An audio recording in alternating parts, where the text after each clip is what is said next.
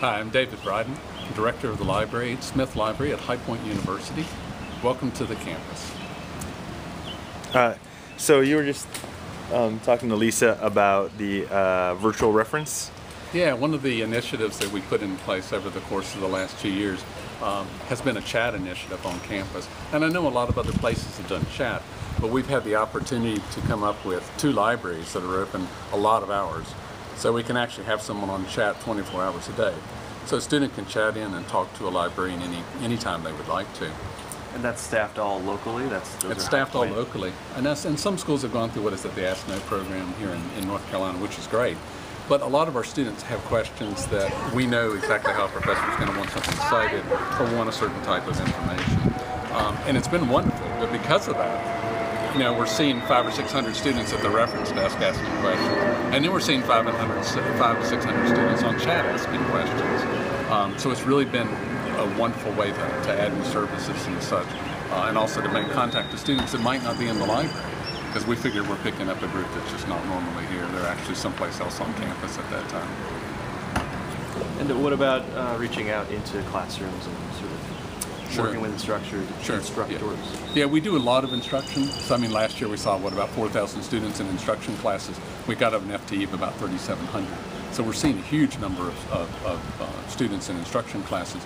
And these days we actually go to the classroom where we do sessions, or we'll have a librarian who's actually linked to a class. And when they're working with the class, the students can email back, chat back, and ask questions and so forth with the librarians as well.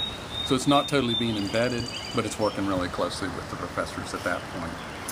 One of the best things that we did probably has also been our changeover to Worldcat Local to WMS with OCLC, just because it brought so much content to the library. Where before you'd have to go to 5 or 6 different search engines to be able to find, especially historical content. Now with Worldcat Local, gosh, you're getting Oyster, you're getting Huntley Digital Trust, and all that digital content that's just out there in archives and such.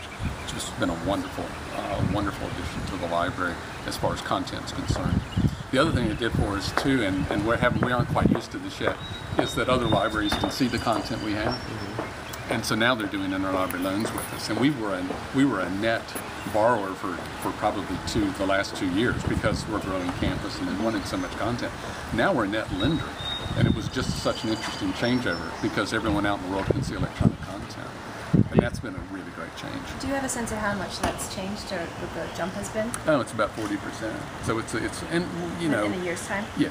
And you have to remember too that, I mean, we're not a huge borrower or lender. We're doing what, 3,500, maybe 4,000 ILLs a year. But still, when you see a change of 200 or 300 a month, that's a big change. Significant. Yeah, it's a significant change. And as other and one of the cool things about Worldcat Local too is that libraries can get on that and be a part of it without ever buying into the system. Anyone can set up Worldcat Local and taste that system, put up their electronic content, just see how it works. If everyone was doing that, gosh, the borrowing within libraries would be really wonderful and a lot more seamless than it still is. Did you have a question?